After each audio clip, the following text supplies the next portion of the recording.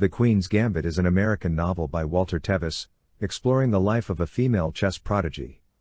A bildungsroman, or coming-of-age story, it was originally published in 1983. It covers themes of feminism, chess, drug addiction, and alcoholism. The book was adapted for the 2020 Netflix miniseries of the same name starring Anya Taylor-Joy. The novel's epigraph is The Long-Legged Fly by William Butler Yeats. This poem highlights one of the novel's main concerns, the inner workings of genius in a woman. Tevis discussed this concern in a 1983 interview, the year before his death. The Queen's Gambit traces chess prodigy Beth Harmon's life from her childhood in an orphanage through her struggles with tranquilizer and alcohol addiction to her triumphant rise through the Grandmaster ranks. 8-year-old orphan Beth Harmon is quiet, sullen, and by all appearances unremarkable, until she plays her first game of chess. Her senses grow sharper, her thinking clearer, and for the first time in her life she feels herself fully in control. By the age of 16, she's competing for the US Open Championship. But as she hones her skills on the professional circuit, the stakes get higher, her isolation grows more frightening, and the thought of escape becomes all the more tempting. The novel is difficult to classify, occupying a space between thriller, sports/game novel, and bildungsroman. The Queen's Gambit is sheer entertainment. It is a book I reread every few years, for the pure pleasure and skill of it. It is also highly praised for the technical accuracy of its depictions of chess.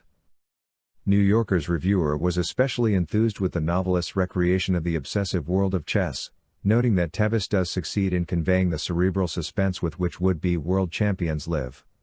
Harold C. Schoenberg, writing in the New York Times Book Review, confirmed that Tevis reveals a great deal about the world of American chess, with a final glance at how the Russians operate, and it is an exceptionally accurate picture that he draws.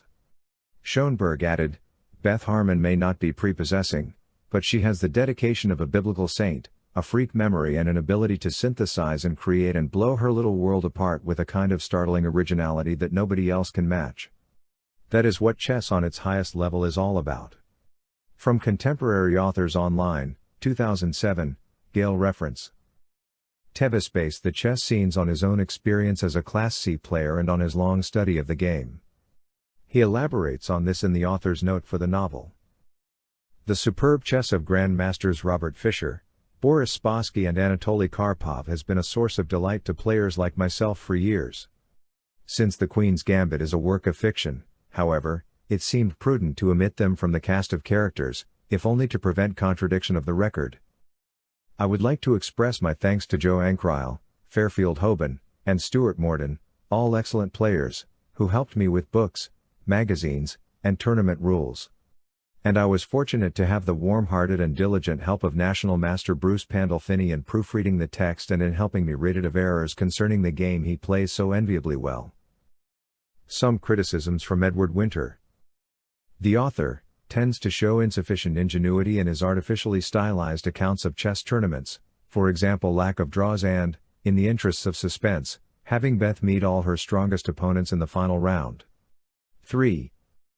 In 1983, an attempt was made to turn the novel into a feature film when the New York Times journalist Jesse Kornbluth acquired rights for a screenplay. Nearly every actor and director that he knew was interested in participating. 4. When Tevis died in 1984, rights to the film were sold to another studio and the project was called off owing to financial concerns.